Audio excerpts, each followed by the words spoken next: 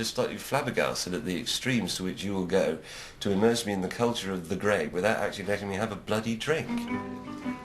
OK, grapes on the face I can take, but this, a jacuzzi filled with grape extract.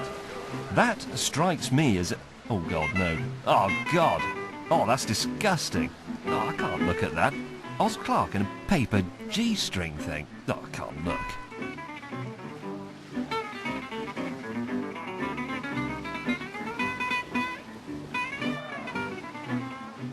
Oh, James, stop holding your beer belly in. Relax.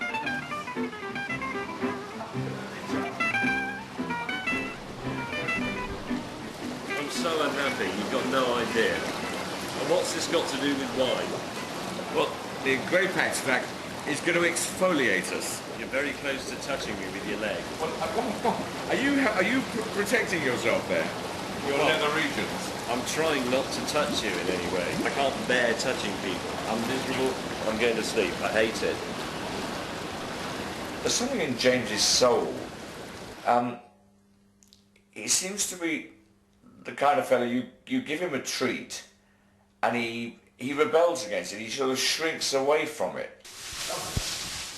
I don't like physical contact. I don't like public nudity. Oz does seem to like it, and it was giving him immense pleasure watching me squirm, and he did touch me on the buttocks. Why can't you actually just say, well, there might be something positive going on? Well, like a glass of wine, for example, which is what I'm here to... What you haven't got, Oz, is I want to try some of that rough... I want to try the stuff that ends up in my local supermarket for £5. I want to see what that's... I want to learn the differences between those. It's a bit like me wanting to show you something about sports cars. I say, OK, Oz, today for you, I want to talk about the language of sports cars. I've got a small Porsche, but I've got an American sports car, which is much bigger and heavier, and I've got an Italian sports car, which isn't actually very fast, but it's light, and it's small, and it's vibrant, and the engine is fizzy, and it gives you a sensation of speed. Now, I want you to really get in touch with this, so first, we'll go and sit in a big barrel full of unleaded. You wouldn't do it. I tell you, I think I might. You wouldn't. Right, back to those all-important wine smells. Have a smell of that. Aniseed. Dill. Very good. Aniseed dill. Yes, absolutely. Banana grow in banana tree. It's a blackberry. It's a blackberry. Now just break it open and smell that.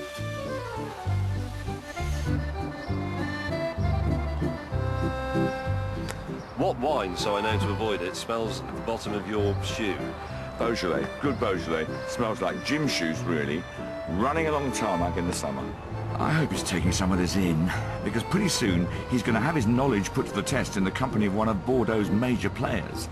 I don't think I've learned a huge amount about wine. The thing that I have learned is that Oz has accumulated a truly staggering amount of personal crap in my car. The footwell is full of whatever it is that he wants me to smell and learn about, and he's just left it in the car.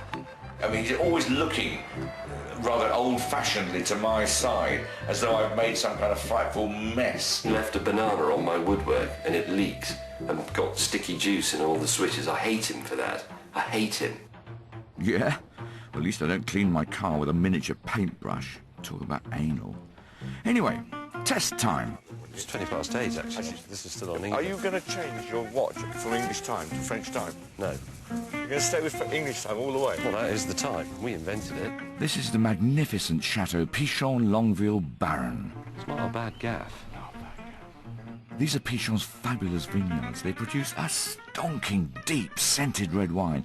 It's one of the most sought-after Bordeaux's in the world. James. How do you do? Christian Seeley. The bloke in charge is one of the few powerful Englishmen in French wine. Christian Seeley is a guy who is a really hot shot. He's in charge of 4 or 5 really important properties. He knows a great deal about wine, and I thought it was a good idea to take James along to him and sort of start testing out James with a true expert. Christian and his charming wife Corinne want us to taste 3 of their finest wines. Can James use what he's learnt to describe them in a half-decent way? This is a young wine, and so we're just getting those basic flavours at the moment. But those flavours will develop and become more complex and more interesting and change. Pick it up. It won't hurt you. Shove it up to your nose and give it a good snort. Now this is a rich white Bordeaux to start with. The Chateau Soudbureau 2001 comes in at around £40 a bottle. What I'm hoping for here is words like peaches, apricots, pineapple and honey.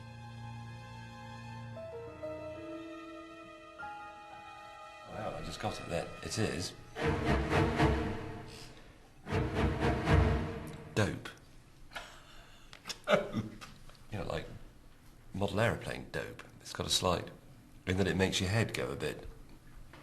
I don't know what model airplane dope is like. It's like one of those things that you're supposed to leave a window open if you're using it, because otherwise it makes your brain go a bit squiffy. Are you supposed to leave a window open when you drink this or not? Well, I think it works whether the windows are opened or closed, actually. Okay. Wine number 2 is the famous Pauillac Chateau Pichon Baron. The year 1989. The price £120. These Grand Cru wines really take a distinctive character from each year, so hopefully you should like them. Can James do a little better with this one? The correct description is black currant. Tribord fruit salad. Qu'est-ce que c'est ça? Comment vous avez dit? Fruit salad. Non, avant. Before? Tribord is the maker. A sweet, like apple. I'm hoping you like Tribord fruit salad. Oh, I do. I love them. Yeah. James, I hate you. And that's the main thing. Our last wine is the 1988 Pichon Baron. £54 a bottle. It's slightly more acidic, and he should be picking up a slight hint of tobacco. But don't hold your breath. Bonfire. Definite bonfire in there. And a definite barbecued sausage, or something like that. Sausage? A slight sort of pork fat high note or low note. Is that? So impressed, because it is exactly what I'm getting the point. Maybe even a little bit of Virginian tobacco. At last. Now I'm going to taste it. He's got something right.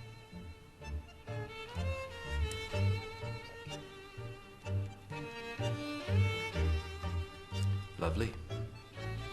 A very fine wine. At the moment, he still has to go on, poncing about the place and throwing out all this, frankly, idiotic and rather ridiculous way of describing and relating to wines. But underneath that, I'm pretty sure that some of this stuff is sinking in. I'm slightly cross with Oz in a way, because I think he's led me up this path of being a wine connoisseur, but it's not central to what we're trying to achieve here, which is a beginner's guide to basic French wine appreciation. I'm going to have to be a bit tougher with him, I think. Well, they're not bright, fresh, easygoing flavours.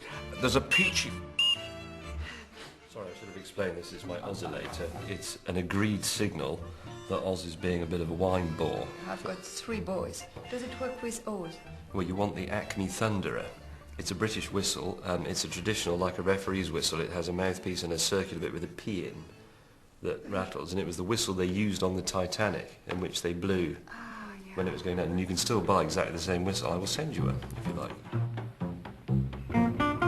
Right, I think it's time I set TV's Oz Clarke a test.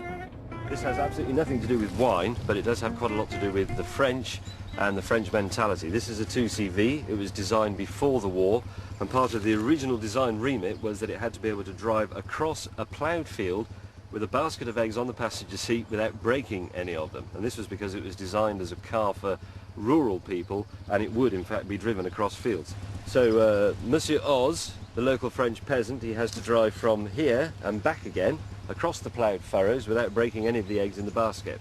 We don't actually know if this works, because it's been repeated millions of times, this idea. It may be a myth, I don't know, but we'll find out, because now we'll see if the 2CV breaks the eggs.